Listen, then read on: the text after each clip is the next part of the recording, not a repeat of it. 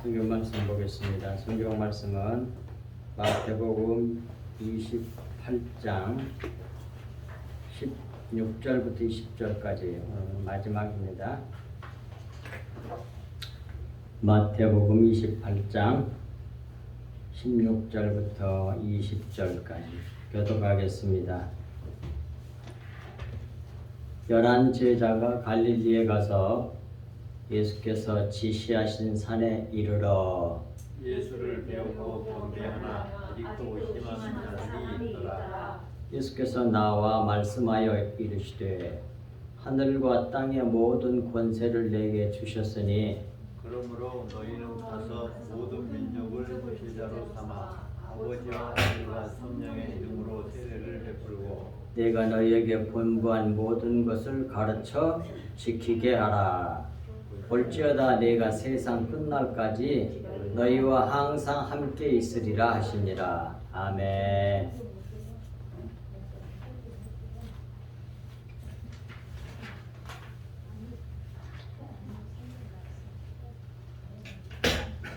예, 오늘은 마태복음 제일 마지막 부분이죠. 28장 16절에서 20절까지 주님의 지상명령이라고 하는 말씀의 제목으로 오늘 같이 나누겠습니다. 16절부터 봅니다. 16절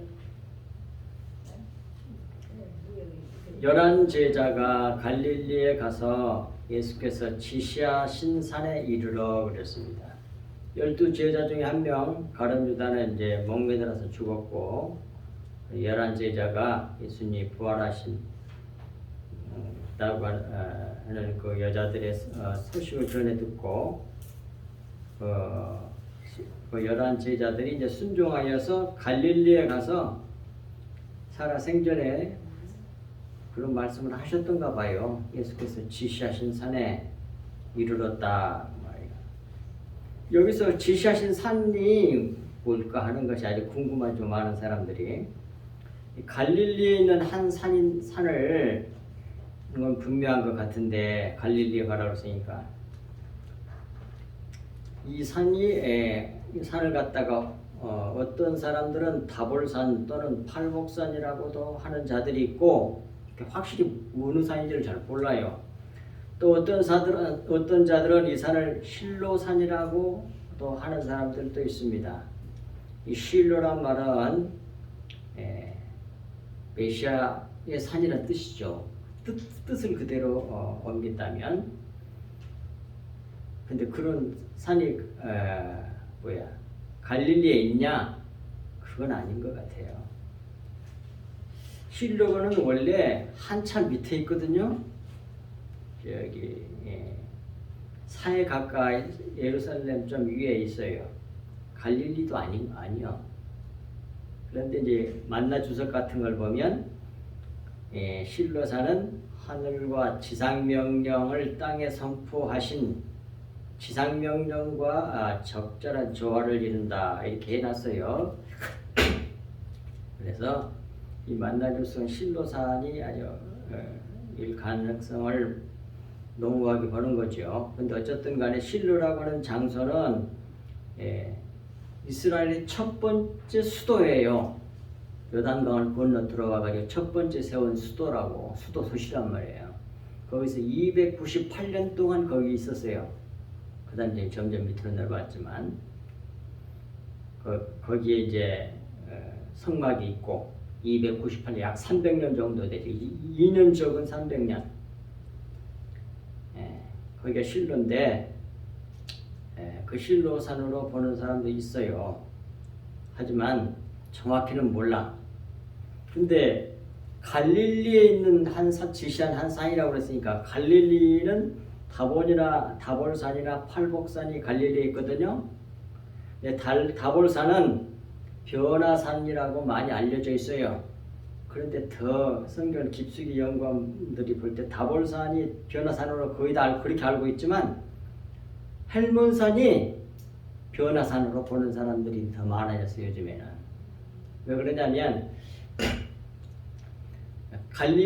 빌립보에서 변화산에서 내려오다가 제자들에게 대화할 때 그 만나서 얘기한 그 하는 장소가 빌립보 가이사랴 빌립보거든요. 그것이 헬몬산 바로 밑에 있는 지역이에요. 그래서 그 변화산상에서 이런 내려가고 그 다음에 만나서 제자들과 만나서 또 내려오면서 얘기할 때에 아무에게도 얘기하지 말라 뭐 그런 말씀하고 그 장소가 빌립보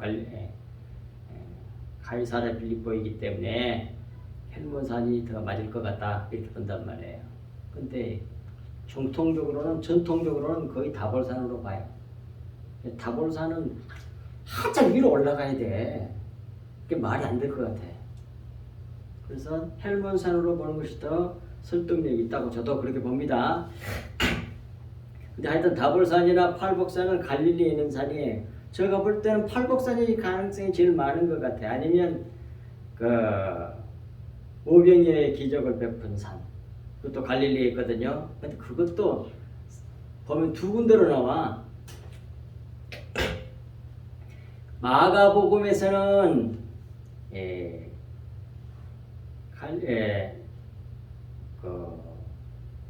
타부가라고 하는 지역에 거기를 내가 가봤거든요. 타부가라고 하는 지역에 가보면 갈릴리 바다 옆에 이렇게 건물 하나 지어놓고 거기 있다고 물고기 2마리하고 이렇게 떡 있는 거 그걸 모자이크로다가 만들어놨거든요. 거기가 오병이의 기적 베푸는 장소래. 근데 그건 왜 그러냐면 마가복음이 그렇게 돼 있어. 근데 나머지 성경은 전부 다 뭐예요? 산이라고 돼 있거든요. 틀려 그러니까 이렇게. 근데 내가 보면 마가복음이 원래 기록한 헬라어 성경이잖아요. 원래 히브리어가 아니에요. 그 번역을 잘못 온 것 같아 한 군데를. 그래야만이 누가복음이나 마태복음이나 요한복음에 있는 그런 거가 딱 맞거든요. 근데 또 이 오병이어의 거기가 아니고 저기 갈릴리 저기 이쪽에 있는 산이라고 또 거기가 또 있어요. 가면 있다 그래요. 근데 거기는 안 가봤지만 거기가 맞는 것 같아요. 다음에 그 자료가 있거든 저에게. 다음에 말씀드릴게요. 어쨌든 간에 이와 같이 지시하신 한 산이 어떤 산인지는 정확히 알지 못하지만 하여튼 갈릴리에 있는 한 산이에요. 한 산. 근데 어쨌든 간에 또 이렇게 실로산으로 보는 사람들도 있다 그런 말이에요. 실로란 말 밑에 해놨죠. 평정한 메시아의 특징을 잘 나타내는 통치인 거예요. 밑에 창세기 49장 10절에 보면 첫 번째로 나오는 말이거든. 첫 번째 실로란 말이 나오는 성경 구절이에요. 규가 유다를 떠나지 아니하며 통치자의 지팡이가 그 발 사이에서 떠나지 아니하기를 실로가 오시기까지 이르리니 그에게 모든 백성이 복종하리로다. 그 예언했어요. 누구에 대해서? 야곱인 이스라엘이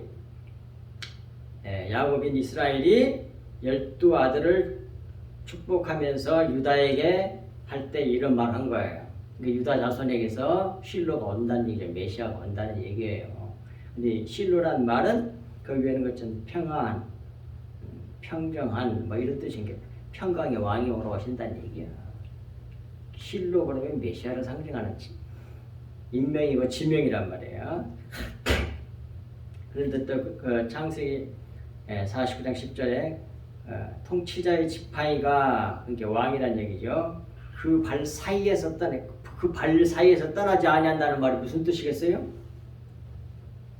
발 사이에서 떠나지 않는 나는 이게 무슨 말이냐고. 그가 행하는 모든 일에서 떠나지 아니하기를 그런 말로 이해를 해야죠. 발로 걸어가는 거니까 행하는 거니까. 그 말로 행하는 그분이 행하는 모든 일에 떠나지 아니하기를 실로가 오시기까지. 그러니까 결국 유다 자손에게 계속 왕들이 계속 이어져 갈 것이라는 얘기죠. 그러니 그 유다의 왕들은 진짜로 오실 메시아에 대한 모형 그림자로서의 유다의 왕들에 대한 것을 예시하고 있는 말씀입니다. 이러니 그에게 모든 백성이 복종하리로다. 결국 하나님의 참 이스라엘 사람들은 메시아이신 예수 그리스도에게 다 복종하게 될 것이라고 하는 것을 동시에 겹쳐서 우리에게 가르쳐준 말씀입니다. 어쨌든 간에 11 제자들이 부활하신 예수님을 첫 번째 만난 여자들의 소식을 듣고 그 지시한 산으로 가서 이르러 가지고 예수님을 배워요. 17절에 예수님을 뵙고 경배하나 아직도 의심하는 사람들이 있더라. 이 산에서 예수님을 배웠다 이 말이에요. 그리고 경배했어요. 눈으로 배웠는데도, 눈으로 직접 봤는데도 그때까지도 예수님의 부활을 의심하는 자들이 있었단 말이에요. 안 믿었다는 말이 아니라 의심이 드는 사람이 있었다 이 말이에요. 환상을 보는 게 아닌가 뭐 이런 식으로 했겠죠. 이런 자들에게도 지상명령이 주어졌습니다. 이런 자들도 지상명령을 순종하다 보면 의심은 사라지고 회개하며 확신하게 될 것입니다. 이는 주께서 항상 자기와 함께 하신 것을 누리고 보게 될 것이기 때문에 그래요. 주님이 항상 함께 하신다고 그러잖아요. 그러니까 다 결국 주님이 온전히 부활하신 하나님의 아들이심을 직접 자기들이 누리고 체험할 것이기 때문에 확신하게 될 것이라는 그런 뜻입니다. 그 다음 18절 말씀 보겠습니다. 예수께서 나와 말씀하였다.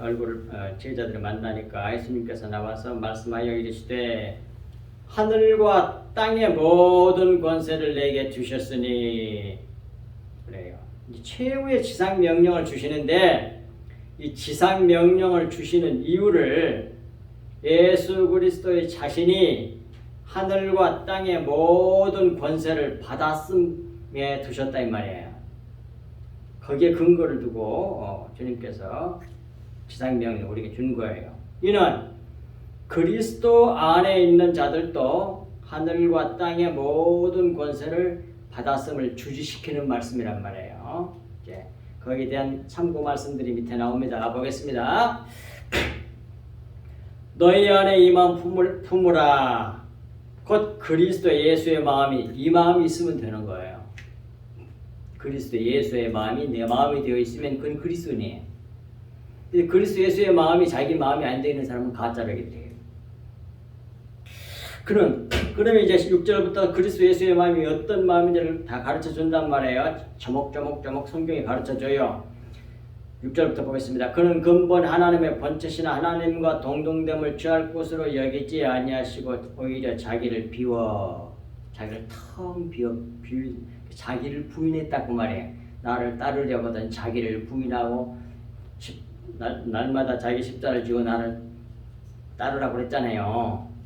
바로 그 마음이 예수 그리스도의 마음이야. 자기를 비워 하늘에서 하나님으로서의 모든 영광 모든 그런 것을 전부 다 비워내고 아버지께서 시키시는 대로 순종하는 그런 마음, 종의 자세의 마음. 그게 그리스도 예수의 첫 번째 마음이에요. 여기서 자기를 비워, 자기를 부인하고 그 말이에요. 종의 형체를 가지사 사람들과 같이 되었고 하나님인데 사람이 되신 거예요. 하나님이 사람을 입으셨단 말이에요. 이걸 정확히 아셔야 됩니다. 하나님이 사람이 되어버렸다 그 말이 아니에요. 하나님이면서 동시에 완전한 사람이고 완전한 하나님이다 그런 말이에요. 동시에 예수 그리스도는 그런 분이요. 완전한 하나님이면서 동시에 완전한 사람이라니까.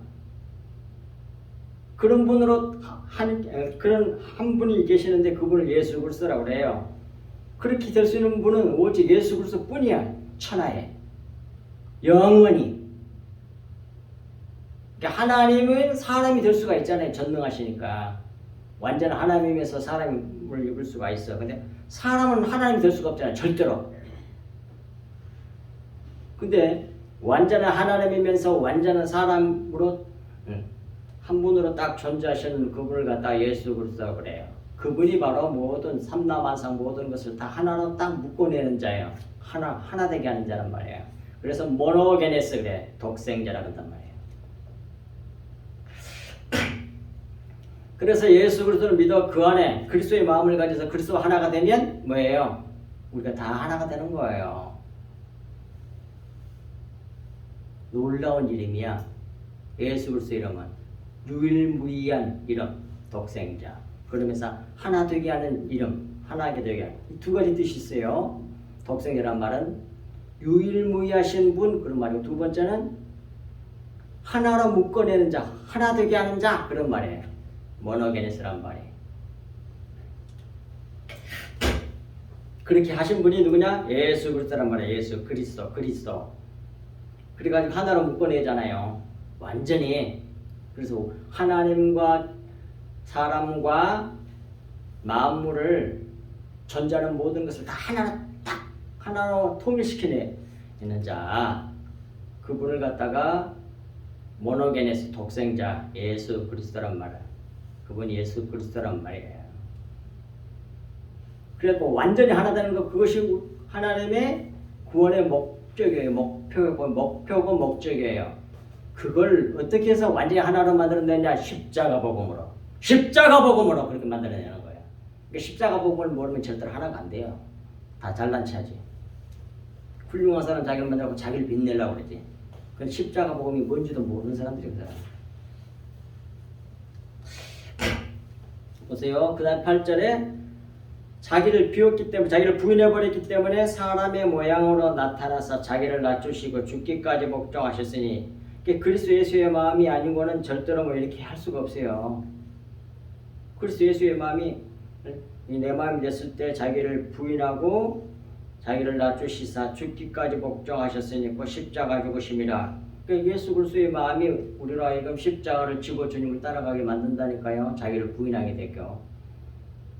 하나님과 기독교 신앙을 이용해갖고 자기 꿈을 이루려고 하는 건 그건 다 가짜들입니다. 그건 그리스도인들이 아니에요.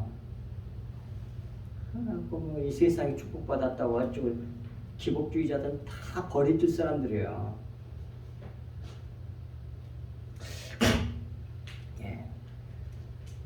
9절 그렇게 하였기 때문에 십자가에서 죽기까지 복종하셔서 완전히 하나님 죽으라 함께 죽으셨잖아요. 그 그리스도 예수의 마음이란 말이에요.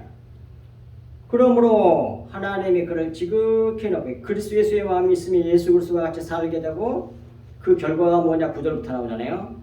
이러므로 하나님이 그를 지극히 높여 모든 이름에 뛰어난 이름을 주사 하늘에 있는 자들과 땅에 있는 자들과 땅 아래에 있는 자들로 모든 무릎을 예수의 이름에 꿇게 하시고 모든 입으로 예수 그리스도를 주라 시인하여 하나님 아버지께 영광을 돌리게 하셨느니라 그 말이에요. 그래서 예수님은 만왕의 왕, 만주의 주가 되셨단 말이에요.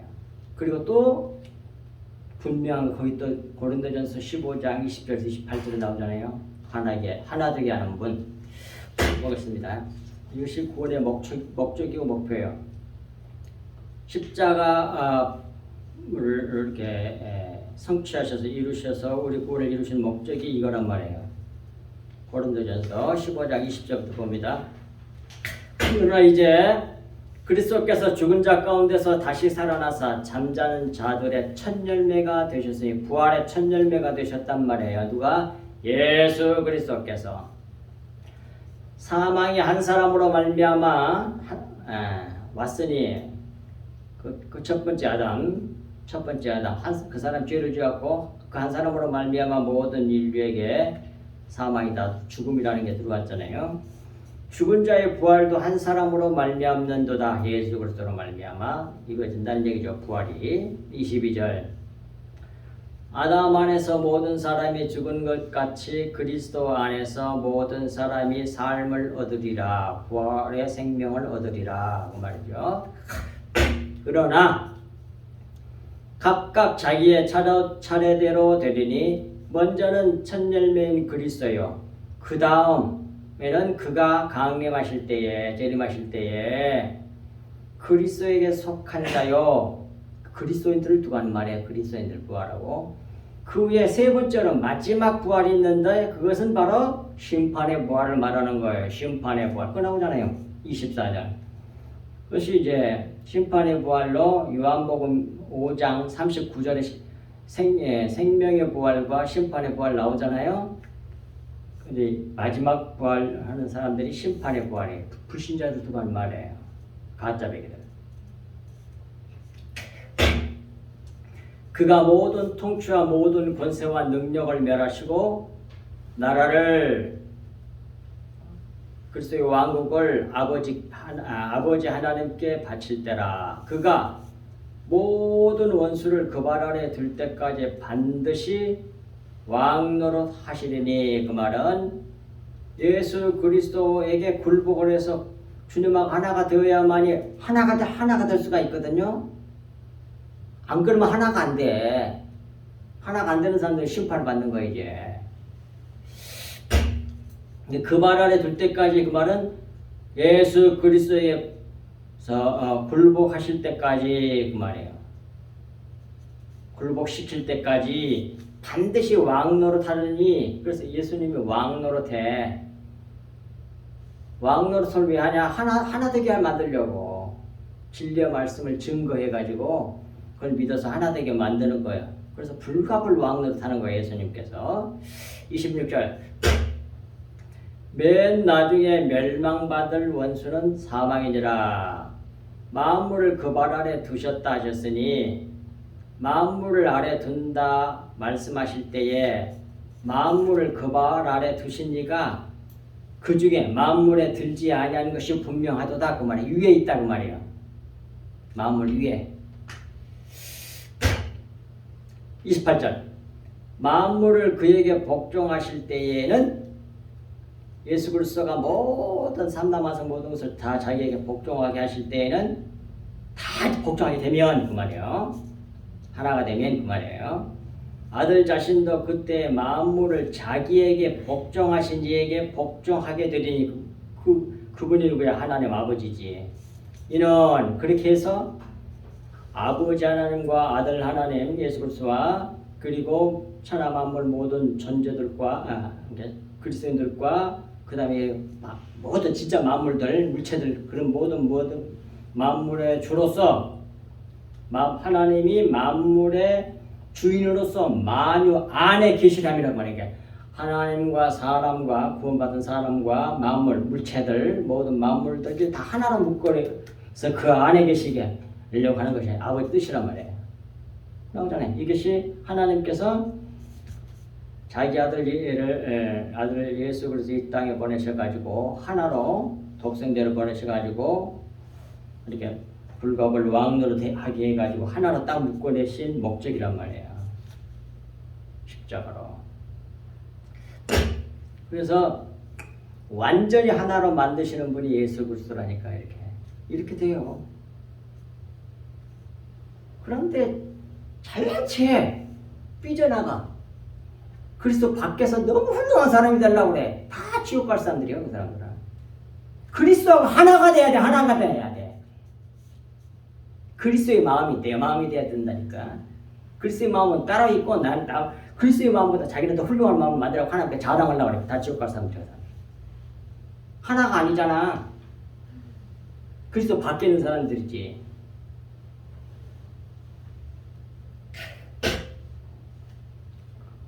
그리스도를, 우리의 신앙은 예수 그리스도의 목 딱 낮춰져 있는 거예요.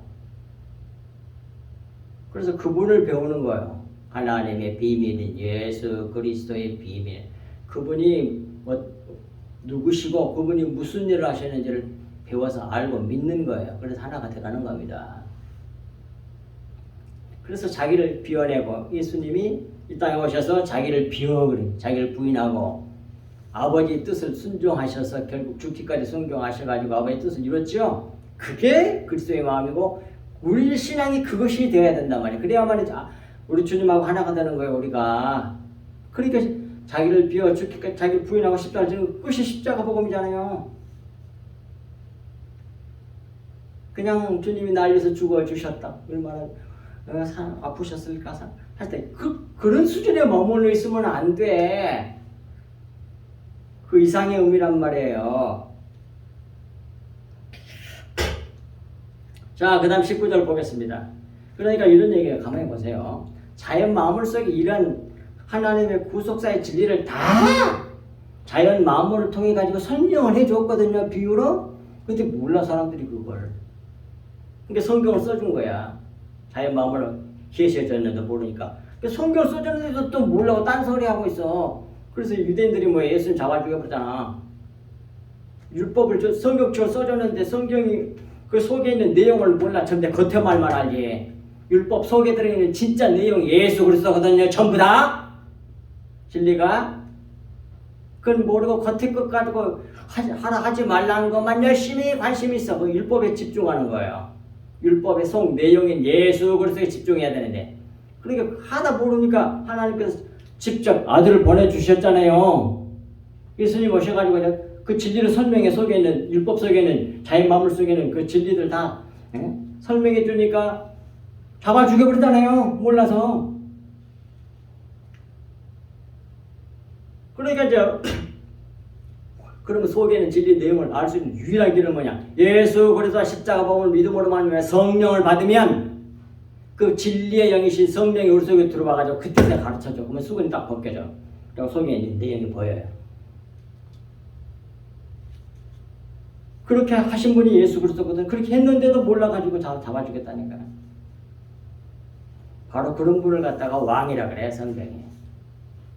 이 세상에 군림하는 왕자는 얘기가 아니고. 그러니까 이런 얘기예요. 지금 우리가 살고 있는 이 세상에 모든 인간들이 사는 건, 사람뿐만 아니라 모든 자연 만물들이 사는 것은 무슨 세상이냐면 번데기의 삶을 살고 있는 거예요. 번데기. 번데기 삶이라니까요. 보세요. 번데기가 다음에 이제 뭐예요? 번데기는 껍질 안에서 살잖아요.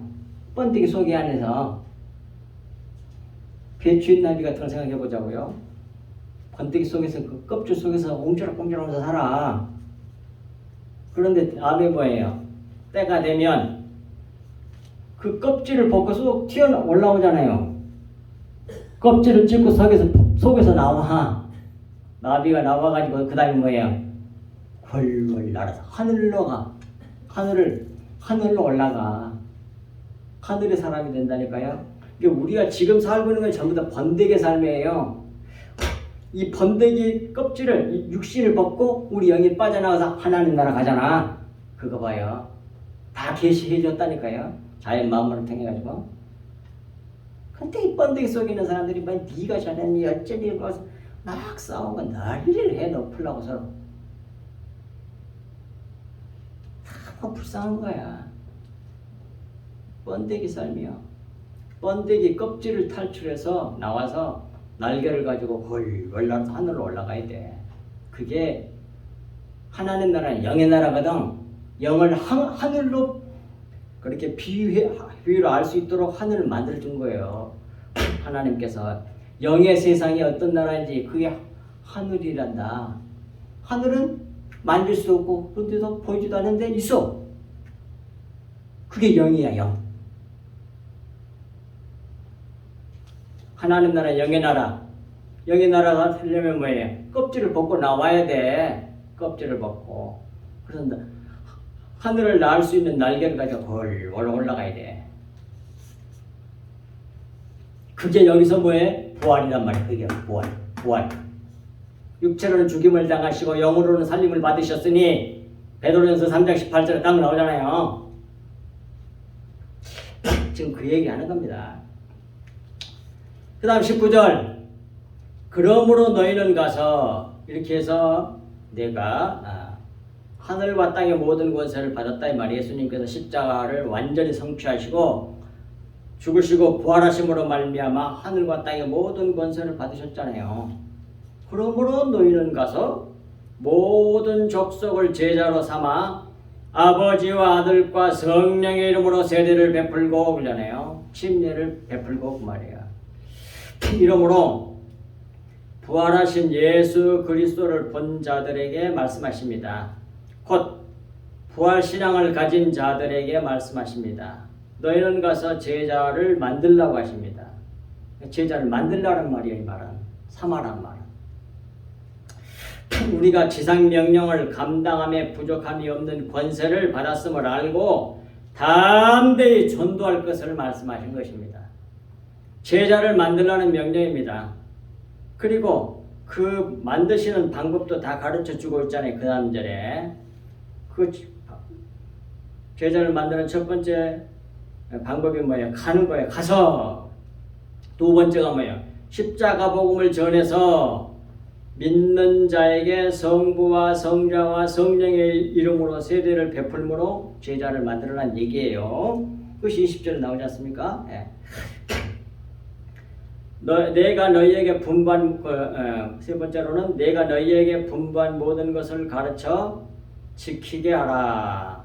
네 번째로 내가 세상 끝날까지 너희와 항상 함께 있으리라 그러잖아요. 그러니까 제자를 베푸는 첫 번째는 가는 거고 두 번째는 십자가 복음을 전해서 믿으면 그들에게 성부와 성자 성령의 이름으로 세례를 주고 세 번째는 내가 너희에게 분부한 모든 것을 가르치는 거예요.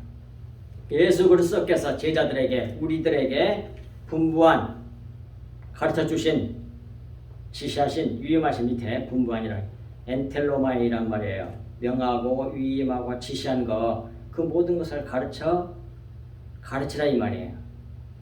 그리고 네 번째가 지키게 하라 그 말이에요. 가르쳐 가지고 지키게 하라는 말인데 이 지키게 하는 말이 테레오 그래. 테레오. 구약 시브리어로 말하면 샤마르 그랬죠. 샤마르. 이 말은 뭐냐면 지키라는 말은 킵이야. 킵. 영어로 말하면 킵.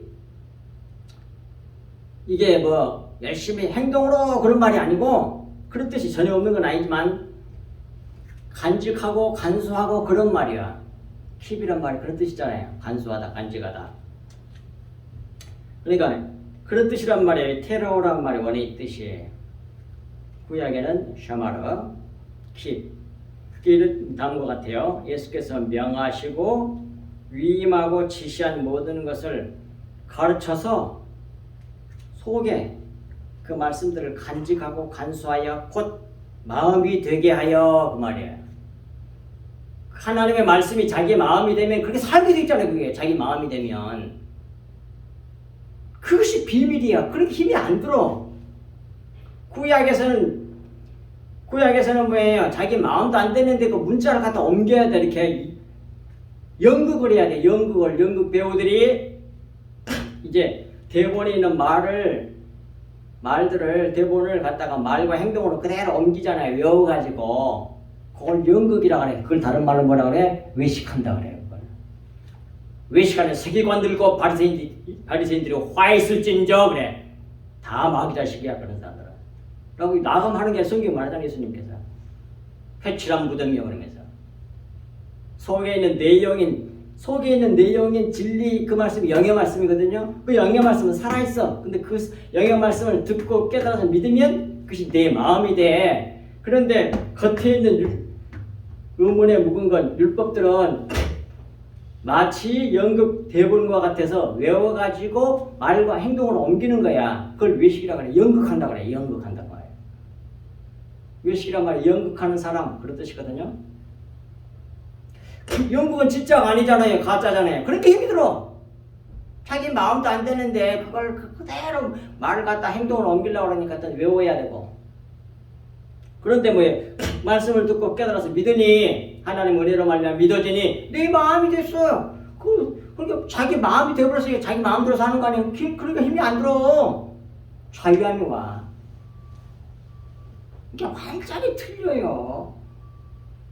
지금 또 외식하는 바리새인들 현대 바리새인들이 파글파글 해 교회 안에. 이게 구원 받은 사람은 얼마나 되겠어 솔직히 말해서. 주님이 이런 말씀하시잖아요. 비유하시면서 혼인잔치 예수님이 딱 들어오시니까 혼인예복을 안 입은 사람이 있어. 그러잖아요. 쫓아내 보잖아요. 그렇게 어두운 곳에 들어가서 이를 갈미 있으리라고 하잖아요. 그런데 뭐라고 되어 있냐면 성경에 초청을 받은 사람은 많으나 많은 사람이 보이는 교회 안에 들어다녀. 뭐 좋은 일이야. 그런데 택함을 받은 사람은 적다고 되어 있잖아요. 근데 그것이 원래의 뜻이 올리고서란 말인데 거의 없다 그런 뜻이야. 아주 작다 이렇게 돼 있어요. 원어가 그냥 작다 그렇게 조금 있다 그 말이 아니라 아주 작아 거의 없다는 얘기예요. 100명 있으면 한 서너 명 구원받는다 그런 말이야. 거의 없다는 말은 쉬는 예복을 입은 사람이 별로 없다는 얘기야. 속에는 진리의 말씀을 듣고 깨달아 믿어서 그리스도의 마음이 제 마음이 된 사람, 자기들 마음이 된 사람, 그런 사람이 거의 없다는 말이야. 그런데 택함을 받은 사람들은 진리의 말씀을 들으면 깨달아서 믿어져. 그게 은혜야. 그래서 자유함을 누리게 되고 그리스도로 말미암아 기뻐하게 되고 현실이 아주 힘들어도 그걸로 기뻐하게 돼. 그 예수님과 예수님의 제자들과 구약의 모든 참 선지자들은 다 마지막에 다 순교했거든요. 100%예요. 마지막 종말이 육신적으로 좋아야 되는데 비참하게 죽잖아요. 예수님 봐. 사도가 12제자 전명 전부 다 순교했잖아. 사도가 혼부에 목 잘라 죽었잖아요. 그렇게 잘 믿었는데 마지막 종말이 너무 비참해. 근데 그걸 복이라고 그래요. 성경이 이게 거꾸로 가르쳐 교회잖아. 대부분 다는 아닌데 거의 대부분 교회가 그래. 육신적인 것을 복받았다고 그러고 그러니 십자가 복을 알지도 못한 거지. 불쌍해. 여기서도 그러니 여기서 테리오란 말이 그런 뜻이란 말이에요. 마음이 되게 하는 거. 예수께서 명하시고 위임하고 지시한 모든 것을 가르쳐 속에 간직하고 간수하여 곧 마음이 되게 하여 마음을 지키게 함으로 마음이 되었으면 그렇게 살게 되죠. 그것이 이제 지킨다는 뜻이요. 지키게 함으로 제자를 만들려고 한다 그 말이에요. 그리고 끝으로 이 제자를 만드는 일에 있어서 담대함을 가질 수 있도록 재차 말씀하시잖아요. 앞에서 말씀하시 또 마지막에서 보라 내가 세상 끝날까지 너희와 항상 함께 있으리라. 그러므로 담대히 제자를 만들라는 말씀이에요.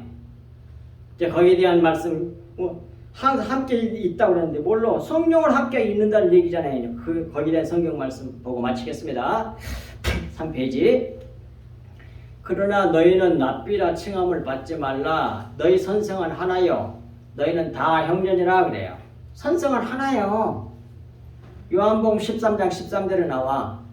누가? 그리스도라고 딱 나와 거기에 성경에. 그러니까 우리의 선생은 딱 한 번밖에 없어. 다 잘난 체하고 지금 선생님 되려고 그러지만 전부 다 누가 알았다고 하면 진짜 선생님인 그리스도가 가르쳐줘서 한 거예요. 저도 마찬가지예요. 그런데 모든 영광은 누가 받아야 돼? 그리스도가 받아야지. 왜 내가 받아? 그분이 가르쳐줘서 한 건데. 진짜 뭐예요? 선생은 하나뿐이야. 그리스도. 요한복음 13장 13절 나오니까. 그 선생이 바로 우리에게 계시는데 그분을 지금 우리에게 믿는 우리에게 있는데 그분을 갖다가 보혜사라고 그래. 요한복음 14장 16절. 내가 아버지께 구하겠으니 그가 또 다른 보혜사 그러잖아요. 다른 보혜사란 말이 이제 헬라어로 원어로는 파라크레토스라는 말이에요. 를 너희에게 주사 영원토록 너희와 함께 있게 하리니 믿는 사람 안에 이 진리의 영 보혜사가 들어오신단 말이에요. 근데 다른 보혜사라고 생각해 또 보혜사가 있고 그러니까 자기 자신이 보혜사야. 그리스도가 인간의 몸을 입고 있는 예수님이 보혜사로서 지금 제자들에게 보혜사잖아요. 그런데 그것은 육신을 입고 있기 때문에 마음속에 못 들어가잖아. 그런데 내가 이제 마침내 죽고 부활해서 아버지께로 올라가면 보혜사로 내가 다시 올게 그 말이야. 그리스도의 영으로 내 안에 계신 거야. 주님이 육신을 입었을 때 밖에 있었지만 얼마나 가까워 그러니까. 예. 그분이 우리 안에서 지시해주고 가르쳐준다니까요. 선생님이 되셔가지고 나는 이걸 완전히 믿어. 그러니까 선생님 딱 한 분밖에 없어. 그러니까 선생이 되려고 하면 안 돼. 예수님 외에 선생 자칭을 하게 되면 벌써 뭐예요? 하나가 안 되잖아. 지가 잘 나갈 차잖아. 그럼 파가 되는 거야. 또 하나 교단이 나와. 글서를 완전히 하나로 묶으신다니까. 마태복음 10장 19절 20절도 봅시다. 너희를 넘겨줄 때에 어떻게 또는 무엇을 말할까 염려하지 말라고 하잖아요. 그때 너희에게 할 말을 주시리니 말하는 이는 너희가 아니라 너희 속에서 말씀하시는 이는 곧 너희 아버지의 성령이시니라 그래.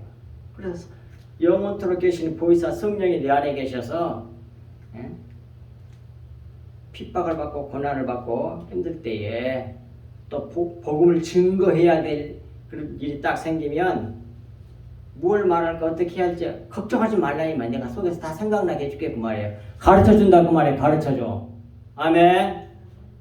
그래서 전도 잘하게 돼 있어. 성령이 내 안에 계신 분들은 다 가르쳐줘. 저기 가르쳐줘서 안 보셔도. 자, 그래서 근데 또 생각이 탁 떠오릅니다. 그거 내가 만든 말이 아니라 성경에 나와. 요한복음 14장 26절에 생각나게 하시리라 가르쳐 주시리라 이렇게 돼 있어. 내 안에 들어있는 보혜사 성령이. 이럴 때도 있습니다. 근데 이게 없으면 막 혈기대로 수성 내 마음 육신의 마음으로 막 살게 돼. 그런데 무슨 일이 탁 당하게 되면 탁 생각이나 성경 말씀이 떠오르면서 이럴 때도 있더라고. 나는 얼마 전에 무슨 일이 있었는데 탁 그 상황에서 어떤 말씀이 떠오르냐면 주님이 십자가 주실 때 이럴 때는 침묵하셨지. 그걸 딱 떠올라. 그 말씀이 떠올라. 성경 말씀이 이건 아무 말도 하지 말라는 말이구나. 그런 경우도 있어. 그래서 다 가르쳐줘. 그러니까 알게 돼. 이건 내 생각이 아니고 성령께서 말씀하신 것이구나. 거기에 있기 때문에 말씀을 순종하며 살 수가 있는 거예요. 그리스도의 마음이 내 마음이 됐기 때문에 그러는 거예요. 그리스도인들에게 다 그게 있다니까요. 보혜사 성령이 안에 계시니까. 근데 그 시를 밝아지려면 자꾸 이 진리의 말씀을 자꾸 날마다 주야로 묵상하면서 받으시면 그러한 성령의 인도를 강력하게 받게 되는 거죠.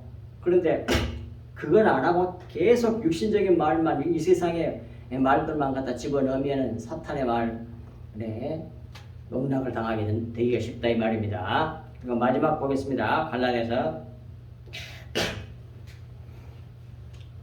5장 16절 16절 갈라디아서 내가 이르노니 너희는 성령을 따라 행하라. 그리하면 육체의 욕심을 이루지 아니하리라.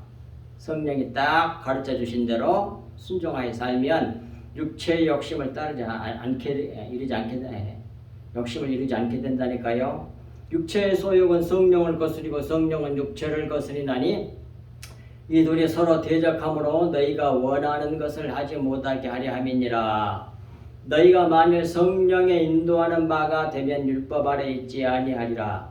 육체의 일은 분명하니 곧 음행과 더러운 것과 호색과 우상숭배와 주술과 원수 맺는 것과 분쟁과 시기와 분냄과 당제는 것과 분열함과 이단과 투기와 술취함과 방탕함과 또 그와 같은 것들이라. 전에 너희에게 경계한 것 같이 경계하노니 이런 일을 하는 자는 하나님 나라를 유혹으로 받지 못할 것이요 오직 성령의 열매는 사랑과 희락과 화평과 오래 참음과 자비와 양성과 충성과 온유와 절제니 이 같은 것을 금지할 법이 없느니라. 그리스도 예수의 사람들은 육체와 함께 그 정욕과 탐심을 십자가에 못 박았느니라. 만일 우리가 성령으로 살면 또한 성령으로 행할지니 헛된 영광을 구하여 노엽게 하거나 서로 투기하지 말지니라. 세상 사람들이 왜 그렇게 서로 화내고 성질내고 투기하냐면 헛된 영광을 구해서 그래. 헛된 영광, 이 세상 영광. 그게 사망으로 몰고 가는 거란 말이에요. 그게. 이같이 전능하신 주께서 보혜사로서 믿는 우리 안에 영원토록 항상 우리와 함께 계실 것이니 예수 그리스도의 제자를 만드는 지상명령을 감당할 수 있다는 말씀이에요. 주 예수 그리스도의 말씀인 마태복음 전체의 말씀을 들었으니 이제 그리스도의 제자인 너희가 담대히 그리스도의 제자를 만드는 전도를 하라는 말씀이에요. 여기서 보혜사라는 말은 우선 한자의 뜻을 풀어드립니다. 보자는 지킬 보자, 보호할 보자예요. 해자는 은혜의 자, 사랑의 자고요. 사자는 스승사, 선생사란 말이에요. 따라서 우리를 지키고 보호하시는 은혜의 스승님, 그게 뭐예요? 보혜사라는 뜻이에요. 그런데 이에 대한 원어의 뜻은 뭐예요? 파라크레토스. 다음과 같은 뜻을 다 가지고 있어요. 중보자, 위로자, 변호자, 대변자, 중재자, 돕는 자, 중보자, 위로자, 선생, 인도자, 지지자, 옹호자 이런 뜻을 다 가지고 있어요. 근데 번역을 할 때는 그중에 한 단어만 번역할 수밖에 없잖아요. 그러니까 번역 성격 갖고는 안 돼. 원어를 모르면은 이 깊은 뜻을 알 수가 없는 거야.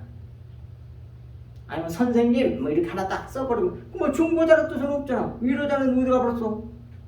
변호사, 옹호자 그런 의미를 다 가지고 있는 말이 파라크레토스, 우리나라 말은 보혜사를 번역했단 말이에요. 내 안에 보혜사 성령이 계시기 때문에 우리는 뭐예요? 세상을 이기고 승리할 수 있다 이 말입니다. 아멘. 그러므로 말미암아 열심히 주님의 지상명령을 잘 감당하실 수 있기를 주 예수 그리스도의 이름으로 간절히 축복합니다. 기도하겠습니다.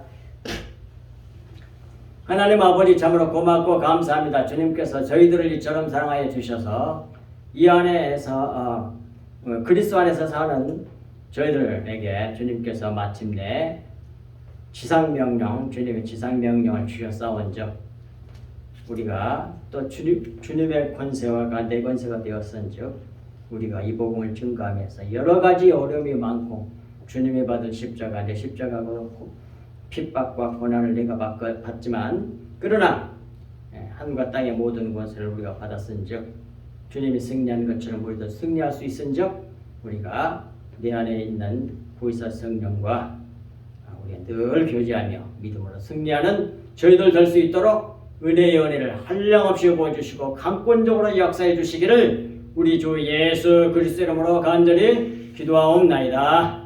아멘.